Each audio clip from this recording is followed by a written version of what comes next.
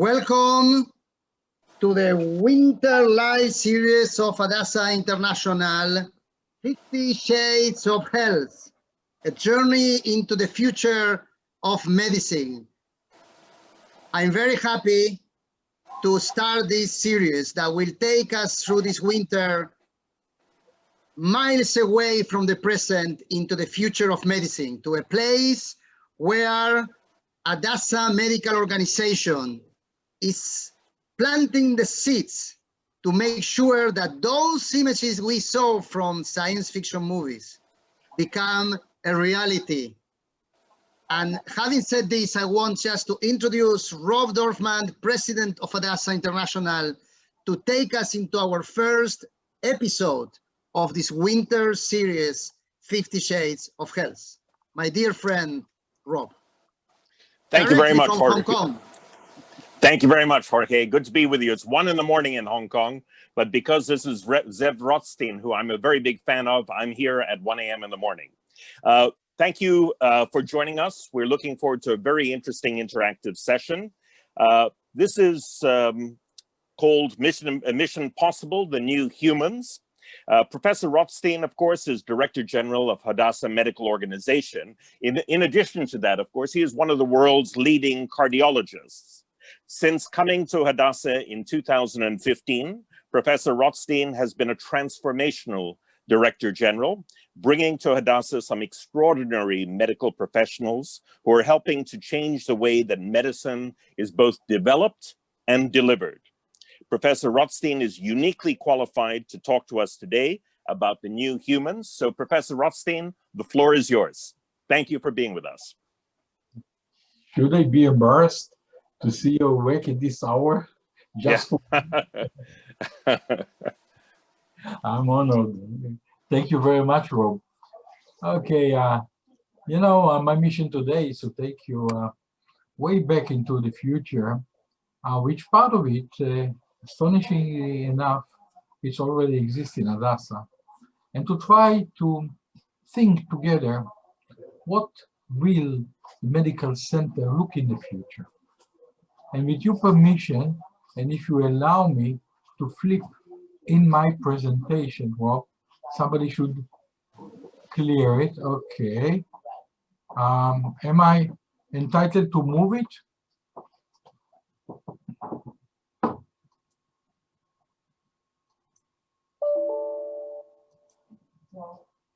Okay. I estimate that I'm able to move the slides one after the other. So let's close our eyes for a second. Then we open them again.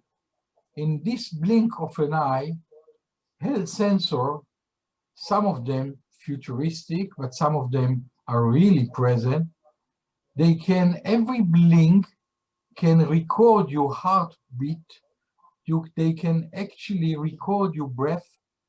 They can analyze the drop of sweat and communicate your health status from anywhere to your MD, whether you are in the same country or whether you are in somewhere else around the globe. We call it telemedicine, but part of it is detection. Imagine this young lady moving in the street and she suffers from a stroke or a heart attack in the middle of the street. This automatically, even today, is alerting the emergency services, and not only that they come, okay, to save her immediately, they will broadcast her heart status to the nearby automatic defibrillator, which is located in public space. And so even bystanders, it means not medical profession, when they see her on the street, they get an order verbally, take the defibrillator, attack it to her chest, and they save her. In the street, without anything else, just this automatic big brother that is watching and detect all her vital signs. We call it telemedicine. It's widely utilized during COVID-19. COVID-19 was very bad pandemic.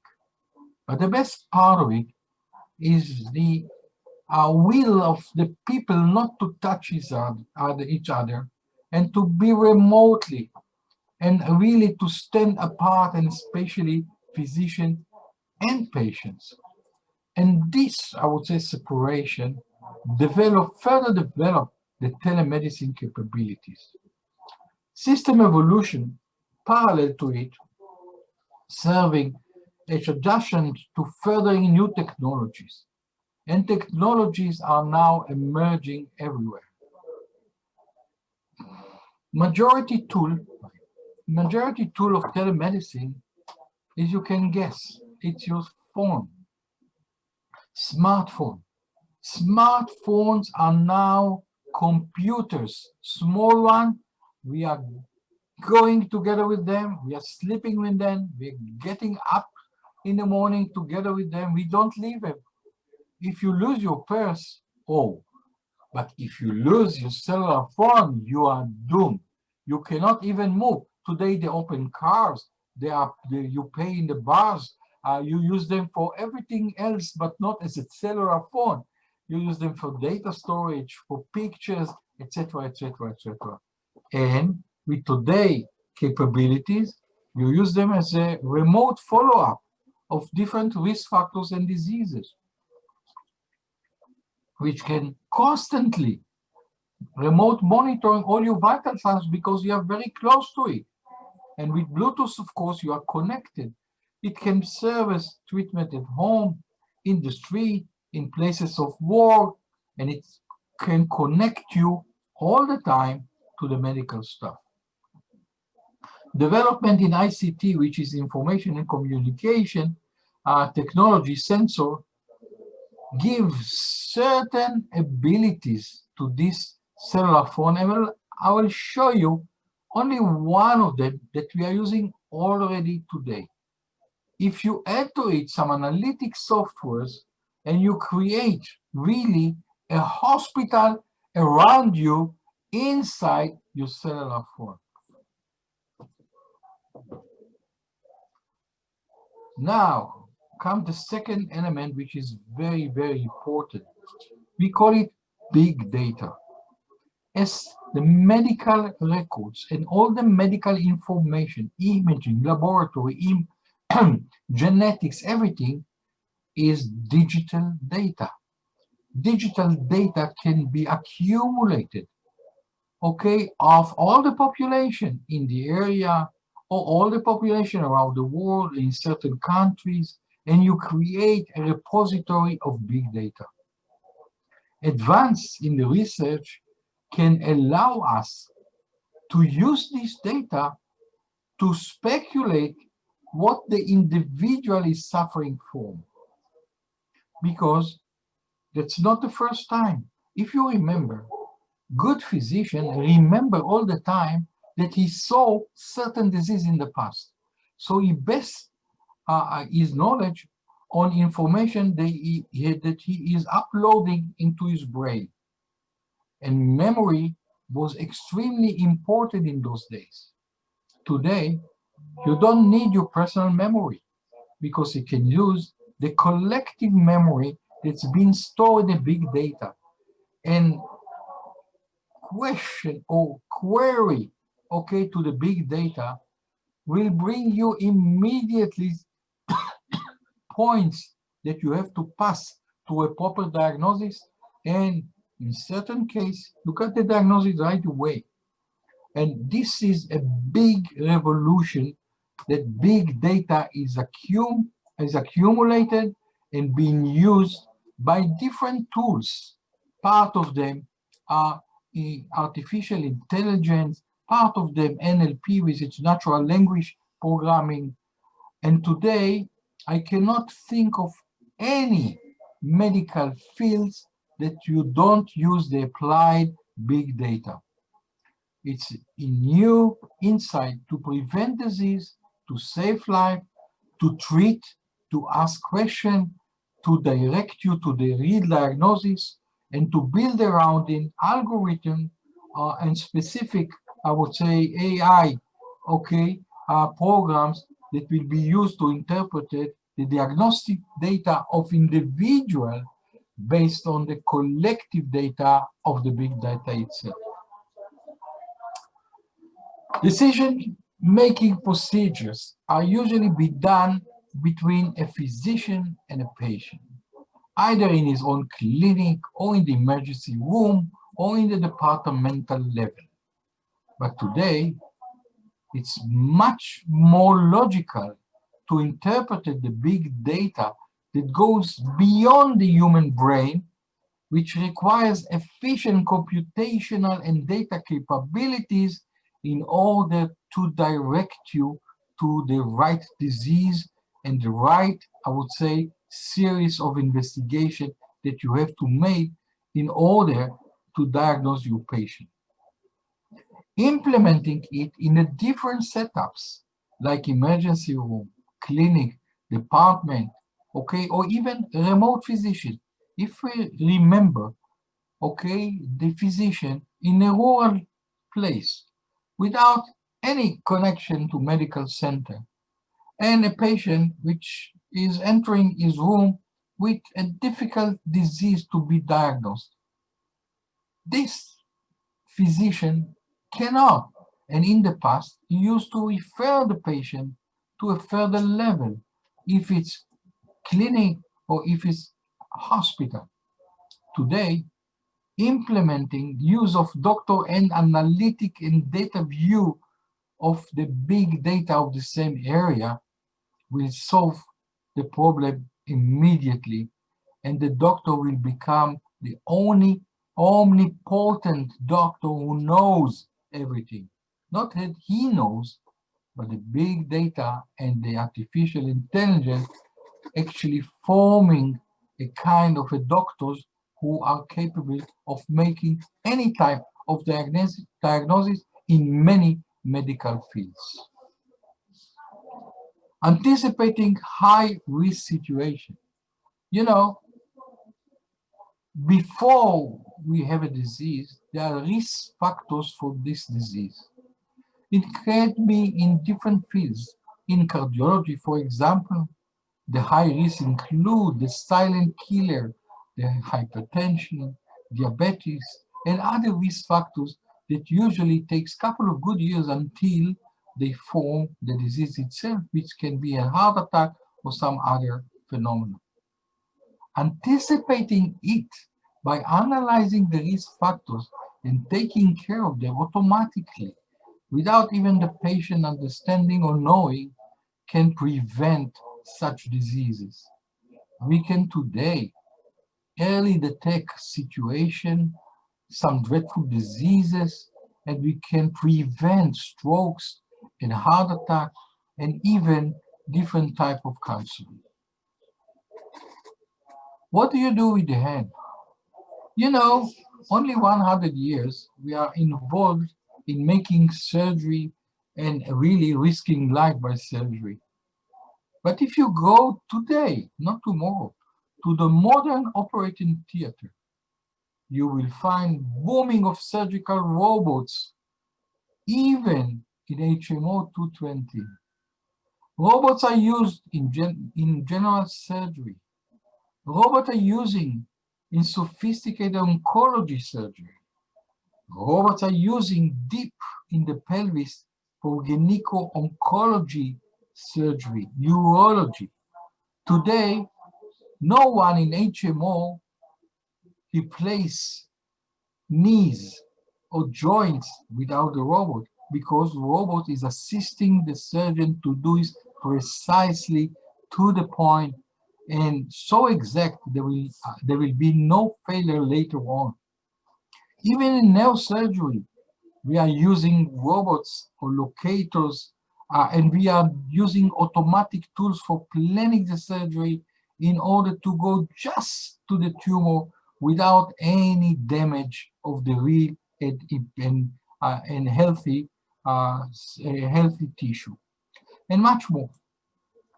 So today, there are already robots that in the emergency room. Hadassah right away have at least 6 different types of robots today. So what we expect for tomorrow, we expect tomorrow not just to have the robots that is operated by the surgeon, but we believe that the innovative technology, okay, in different disease, we will be autonomous robotic surgery. You know what's the difference between autonomic robots and guided robots? The same as the cars.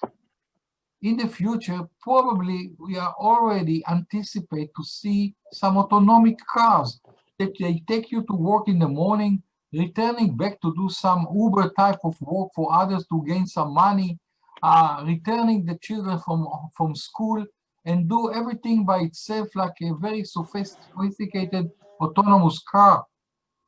Planes, even jets, okay, are using all this kind of automatic, I would say, guiding.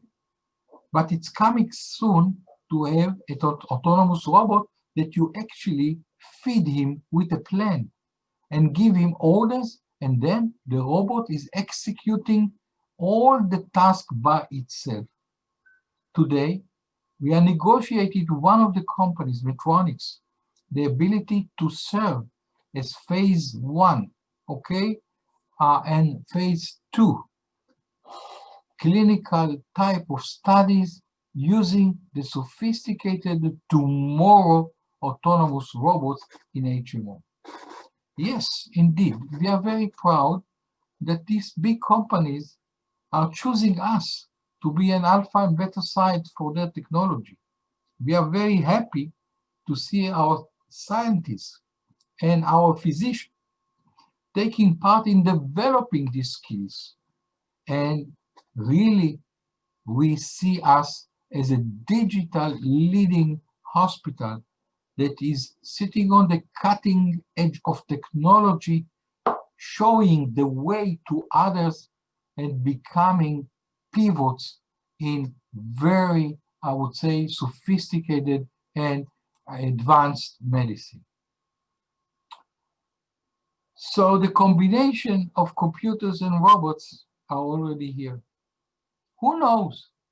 It might be that after examination based on big data in the emergency room, patient who need an operation will be leaded to OR when the doctors are not there, and he will autonomously, okay, operated upon the AI solution that was found for misdiagnosis and imaging. All the imaging and all the history will be used by these sophisticated robots, and the patient will go out of the OR without really contacting human hands. Wow. Health chatbot. I didn't catch that. You know who do you see now? You see the Hadassah digital nurse. And it's right now is run as a pilot among certain oncological patients in HMO today. This nurse, which is hidden in the cellular phone of the patient, is available for the patient 24 hours a day, 365 days a year, always ready to get question, to answer the question, to monitor the person, to alert him of certain things, and to guide him through the different examination and treatment he's getting, and watching him from the side effects of the treatment. And all of it is being done automatically based on AI that is analyzing the big data of all these patients suffering from the same disease. For example, if it's a female patient with breast cancer, and the digital nurse know in advance what is the type of treatment that is planned, what is the side effect that she's going to suffer if they are, for example, vomiting after chemotherapy, then the digital nurse is alerting the patient. It's give prescription of anti-emetic drugs, and you can complain of different type of pain during the night, the midnight, when the nurses are sleeping, but the digital nurse is alert and alive. Digital nurse is a fine solution for sophisticated hospital. It doesn't replace the human nurse. It doesn't replace the human touch of a nurse to a patient, but it enlarges the scope of the nurse to include all, the time in the world and in every place around the world. Patient suffering from cancer can travel abroad. Still, he will be connected to the digital nurse. Alerts will come, chatbot will be open, NLP will analyze everything that the patient said, and at the end, solution will be given. This is only a pilot because it's a digital nurse. It's quite simple. To move from digital nurse to the pharmacist, digital pharmacist, or digital administrator, or even digital physician will take more time. But I'm quite sure that, for example, the digital administrator will be out by next year, and digital pharmacist will be out in less than 2 years. For the physician, we have to have patience and we have to wait, because really this is the most complicated, I would say, and sophisticated device that we'll have to think how to do it with inside Hadassah. As I told you, Hadassah for the last couple of years declared itself as a digital hospital. Digital hospital means no paper, no paperwork, no writing, no archiving, no files. Everything is digital. We started in the medical record. We continue with the imaging laboratory. This, I would say, year 2020, we started with digital pathology. All the pathology of the patients are now in digital. Digital pathology helps a lot because it's movable very easily to the relevant physician inside, outside the hospital, for second opinion, third opinion, or whatever. And it's integrated, in the data of the patient, so the patient can have his own medical record all the time with him, using today's My Hadassah, which I'll show in a second. And it's available, the information, for everyone that the patient decided he wants to share the information with. Fast and right decision can be done everywhere based on information, based on data, and not speculation, and everywhere. Hadassah is among the first hospitals in the world, even more advanced than the US hospitals, with the digital type of hospital that include everything. What are the opportunities, for the future? We already mentioned remote medicine, but you have to believe me that Hadassah today is starting to plan at home hospitalization, hospital at home, because firstly, the continuing of the same thing that we are doing today, building beds inside the hospital, is not convenient for everyone. The modern technology and abilities allow us to perform an operation and after a few hours to send a patient home. It's been done already in the United States for certain operations. We like to enlarge it. The problem right now is reimbursement and support from the government. But outside it, we will have a company which we'll call Hadassah Operate and Home. And we will monitor and we will follow up very closely those patients who underwent a surgery and they are hospitalized at home. New concept, but promising one. And it's going to change the hospital from, I would say, from the beginning. Hospital will be dedicated to only severe patients who need really an ICU and special treatment and special equipment that you cannot have them at home. But for the regular department, regular patients, home will be the solution, and the hospital will have to shrink accordingly to include only those patients that really need certain special treatment that cannot be delivered at home.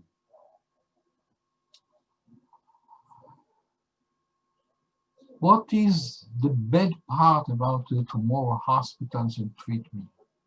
See, bio and biopharma and other technologies that emerge, okay, day after day to the market are very expensive type of treatments. You know, for a single molecule that treats cancer today, it can become to some millions of shekels to treat a patient for a month or sometimes a full treatment.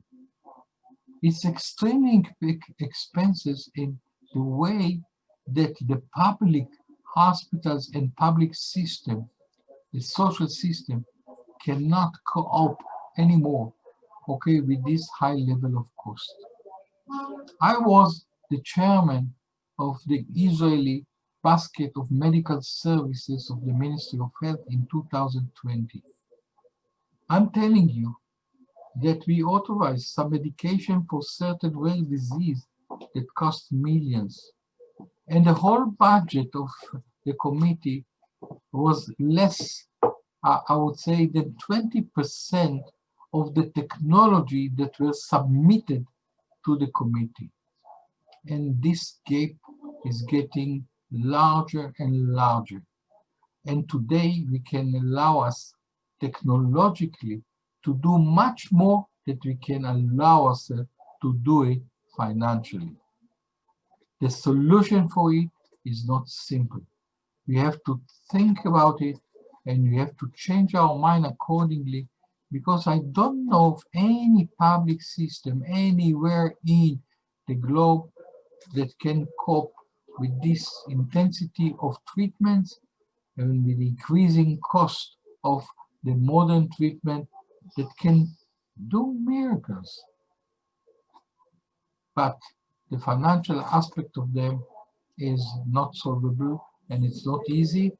And this is going to be part of the modern saga of the modern world that we need to cope with very, very expensive types of saving life therapies. You know, I open a small hole for you to look at the future. Probably we are on the road already. We cannot stop it. It's already depart from the station. We are there. The best we will be able to manage the future medicine and to treat many and not single people will be the best for everyone. Hadassah is a medical leader, is among the international Ivy League of hospitals today.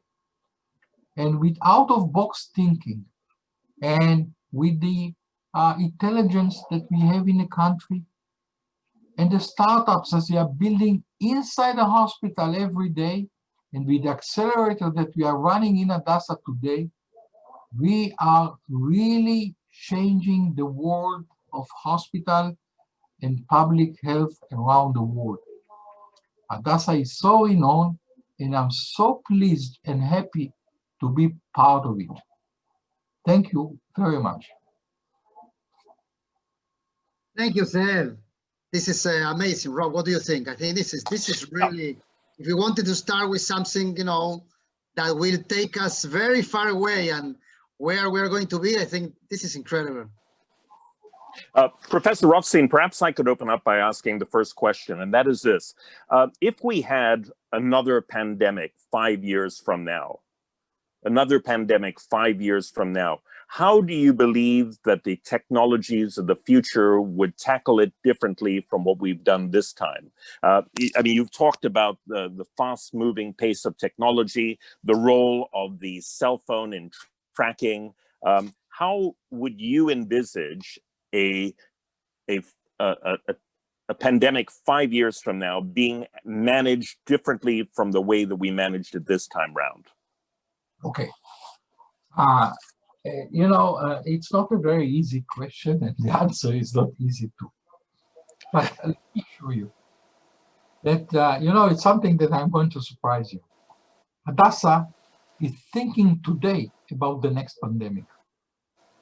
If you really try to understand why we are involved in the immunization process, okay, of Made in Israel from the biological institution in Ness Ziona, and we already performed 10 volunteer study as the first phase for the vaccine that was developed there.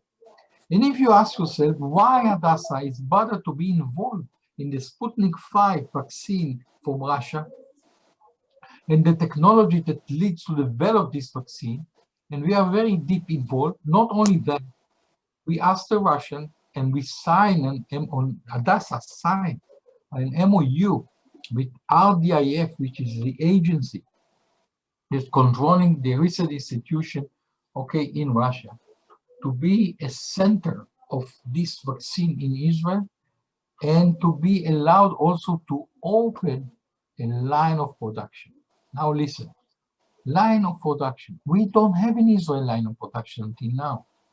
What we have, a line of production, is dealing with viruses.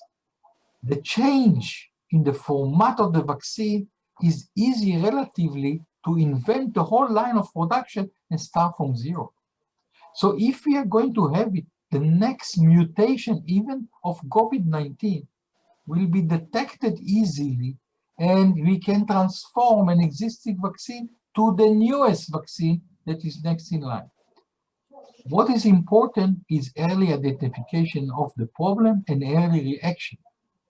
What we mess up with the last pandemic, at least in our country, is the understanding, then the know-how of the virus itself, the know-how, how to stop its propagation, okay, and to stop the rapid, okay, spreaders of the virus among our population, because it caught us unprepared, and the conception from the beginning was wrong. We had a wrong conception. You know, the only institution in Israel that was right, recommending different way of treatment of the COVID-19 was Hadassah. And Hadassah was leading, okay, I would say the philosophy and the strategy of treating it even with antibodies that been actually, okay, prepared from recovered patients. New medication, almost 20 new clinical studies in Hadassah to actually to change the fate of the virus. And now, as we realize that the solution will be in vaccination, we are trying to take part in vaccination and having the ability in the future to change the line accordingly to the nature of the future virus. So Zeev, I think, it's very interesting how you take us to the way that, hospitals and the relationship with patients will be in the future. I know when you were talking about the hospital at home, I was thinking, we are used to have like a first aid box in each house. Just, if something happens, you have some Band-Aid and some aspirin and, a few other things to solve problems. And what you're saying is actually that you have much more than that. And this is the future box. It will include everything.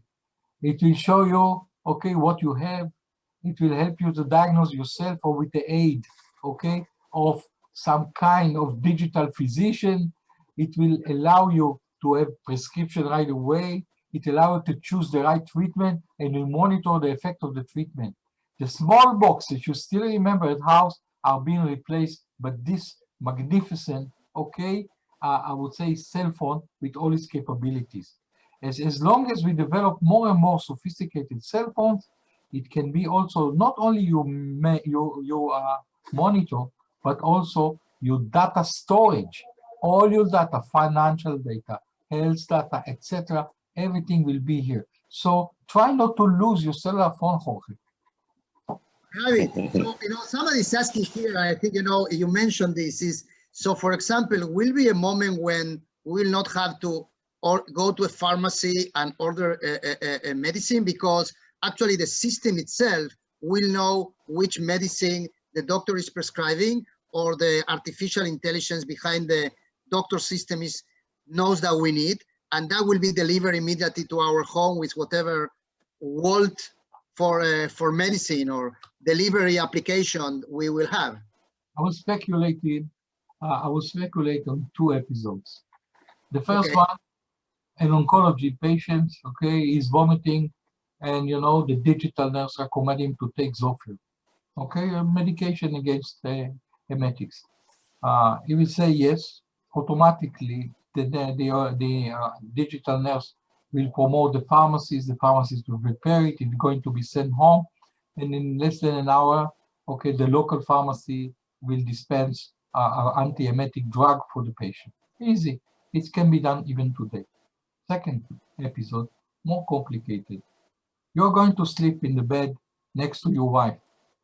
In the middle of the night, you stop breathing, you got a heart attack. Your wife is not alert to the situation. She is continuously sleeping. She will get a call immediately from 911 or 118, depends on the service. Say, okay, nice wife, go to the cupboard, take out the automatic defibrillator, put in your husband. Okay, I know that you think he's okay. He's not okay. Put the defibrillator there, okay, and wait, we are on our way. Once the automatic defibrillator is on the patient, okay, keep him alive until the team is coming. And the second sophisticated tool will be, if this happened more than once, then we are going to implant a sophisticated auto defibrillator in his body, so he will be protected all the time. So we'll have some kind of insulin machine inside the body, some kind of cardio defibrillator, maybe some kind of pacemaker for the brain in case of Parkinson or other disease, or in very devastated disease, which is already happened, some electrode that you can think of moving your head and hand, and your hand is going to move in cases like ALS and MS, okay? Then you can actually regain the movement that you lose because of this dreadful disease. All these are almost, available. And I believe that Hadassah will continue to lead by having the first in the country. This is my wish, and my vision, and I really fight for it. You maybe want. Yes, go ahead, Rob. Yes, I was going to ask, could you anticipate, Professor Rotstein, 10 years from now, which diseases might be entirely manageable, which are today life-threatening? Wow, this is a very tricky question. After the... I mean, let me ask you, for instance, diabetes. Is that something that we need to worry about 10 years from now, or that's completely manageable? Okay. Now, there are 2 answers to it.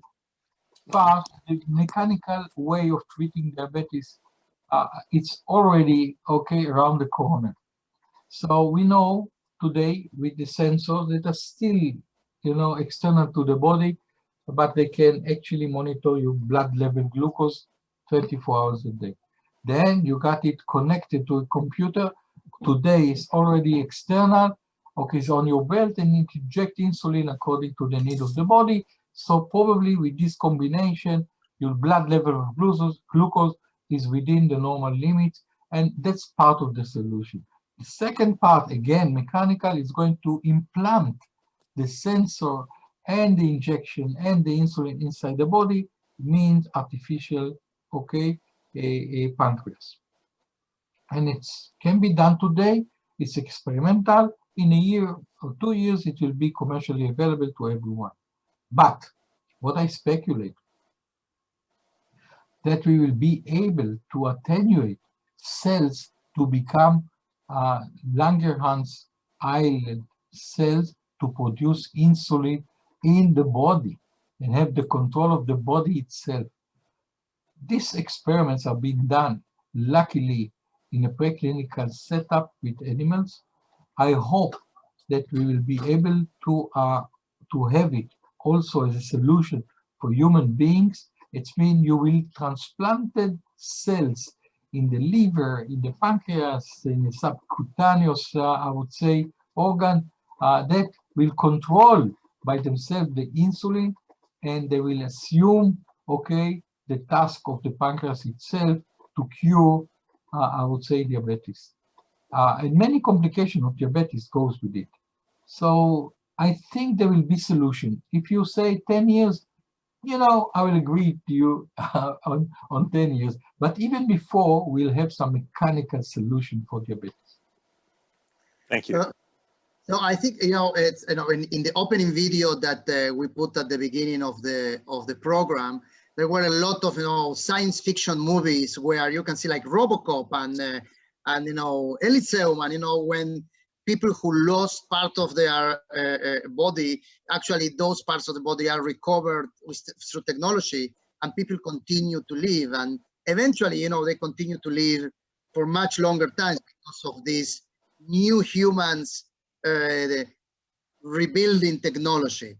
And I know this is not 10 years from now, this might be more years from now, or maybe it's 10 years from now. You know, you are a visionary, so you could take us on the timeline, but is that something, you know, and leaving aside the philosophical question, which we will be dealing in one of the future programs of should people live much longer or not, what do you think would technology and new medicine enable us to do to make this fantasy or science fiction idea to become a reality? I was a reader of Jules Verne. If you remember the stories of Jules Verne, yes, all of them were implemented later on. From the submarine to you say what, or missiles to the space. Anyway, mechanically, the solution is already here. To activate, okay, a paralytic limb, hand or arm or foot is already available. I can take today, theoretically, okay, a paralytic patient and to move, okay, his limb accordingly using, okay, a computer assist device that is mechanically move the limb. This is only half of the solution. The big solution will be to manufacture from stem cells, embryonic stem cells, organs in the body and transplanted back to the body. And this is really, okay, not science fiction today, as there are attempts to do it, and using 3D printers, okay, and some collagen disease, etc. Today in Hadassah, we are manufacturing parts of the body and putting them back. For example, after an injury, we can actually, I would say, build from scratch the mandible, some other bones that we can manufacture by 3D printer. From stem cell, we can produce lungs, maybe even heart, beating heart in the future. But this is more or less today, okay, only early experiments. We are still far away, okay, from tomorrow that we will manufacture for you a new heart. Still, we will need the ability of transplantation of allograft and maybe some artificial heart. By the way, in the corona, we are keeping patients alive using ECMO. What is ECMO? ECMO is a hard lung machine, and the patient is alive. Today, we have patients after 6 weeks or even more on the artificial, I would say, hardened lung machine, and they are alive. If the tissue, the normal tissue will recover it, we'll be able to free them from the mechanical hardened lung. So we are moving forward. We are moving not so quick as we like to do, but safe enough to bring innovations into our systems. And as I always say, Hadassah is a leading element, an important element in development of medicine worldwide. Professor Rotstein, can you tell us a little bit how medical students today, students who are studying medicine today, are being trained differently in order to be prepared for the anticipated changes in the delivery of medicine that you're referring to? I mean, think back to when you were going through medical school and today's medical students. What are the dramatic changes now based on the technology that you've been talking about? Hi, Rob. Thank you very much for the question. It's a debate. It's never ending a debate that I have with my colleagues. As having, of course, a medical school in Hadassah, and understanding that my medical school, my years in medical school were not helpful in my career as a physician, because I was studying medicine the same way as in the 10th century they studied medicine. So, you know, there is a kind of, I would say, conservatism in medical school, and they don't prepare accordingly. My medical school was the medical school of memory. I used to memorize experiences, things that I saw, books, I would say articles, etc., etc. And a good doctor was a very good memory doctor who remember a lot and is uses experience, intuition. Intuition is 80% based on experience, you know. But today, the medical information is changing every 18 months. So everything that you learned 2 years ago is not relevant today for the newest medicine. And still, taking consideration that a physician that is graduating today will be a physician in 2050. 2050, he's going to be a physician. Who knows what will be there? Again, and we have to prepare this physician for the year 2050, and we ourselves, we are not aware of what's going to be. So we need changing of the medical ability to teach young physicians, okay, and to learn mainly how to use data, how to retrieve data, how to manipulate data in a way that will bring us to a very quick diagnosis and treatment. And then, so the new doctor, okay, will be encircled by computers, robots, etc. And this is very interesting, because you know I'm approaching right now a college in Hulon, which is a digital college. It's actually teaching, I would say, digital, okay, to the pupils. And I had an idea that after the first degree, all the graduates will start a 4-year medical school in Hadassah, being with the background of digitalization, will enhance and will give them opportunity to be doctors of the 2050. Thank you. Thank you, sir, Professor Rotstein. You know, I think, you know, this has been fascinating, at least for me. I don't know and I'm sure, you know, for everybody, because it's about, you know, dreaming the future of medicine. You know, I remember many years ago, I had the privilege to meet Andy Grove. Andy Grove was the founder of Intel, Zichron Levracha, his memory be blessed. And he was a visionary at that time. You know, we're speaking about like 30 years ago. And one of the things I learned is, well, he believed so much in the chips he was developing at Intel, but also he knew that he had to develop every 18 months. He should replace every generation of chips to, you know, to be ready to be in the first place and to be also at the edge of technology. And I think what you are saying is, this is the new medicine. This is the medicine that, and for students, it's the same. It's like they need to be all the time thinking about what's coming next and being on the edge. And I think you represent so well in this program today, as you do in all your daily activity, the place of Hadassah Medical Organization in being at the edge of medicine and being there exactly in the place where we are not in the past. We are not just in the present. The present for us is the future. And we're all the time thinking about where we have to be 18 months from now to be ahead of the game. And I think, you know, one of the things I'm taking from this, and Carlos Glad, who is from Mexico, who is here and loves technology, big innovator, wrote me about that.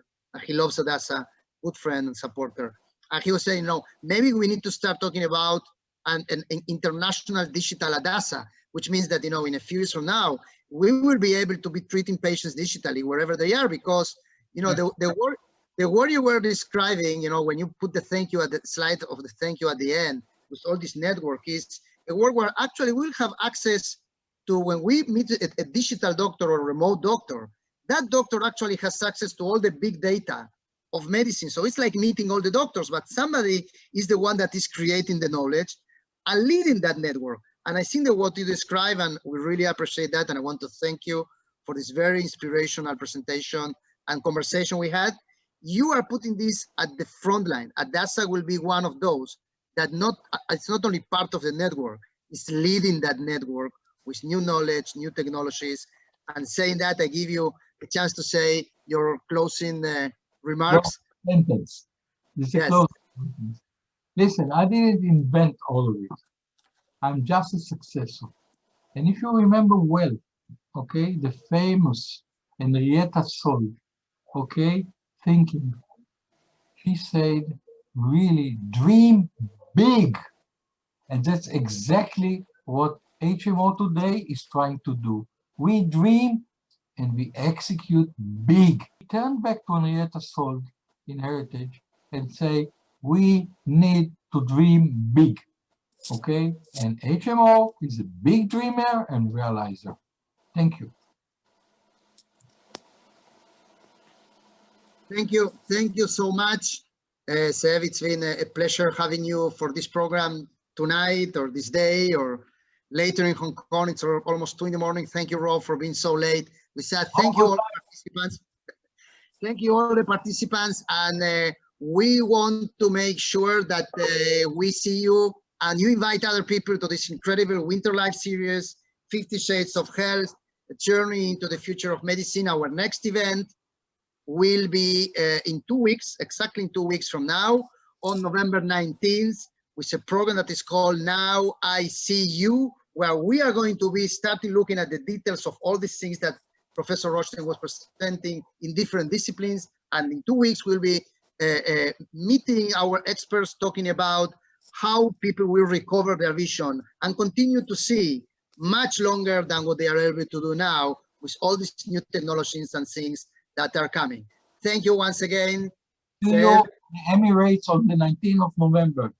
Okay, see you there. Thank you very much, and Thank you. see you soon. Thank you.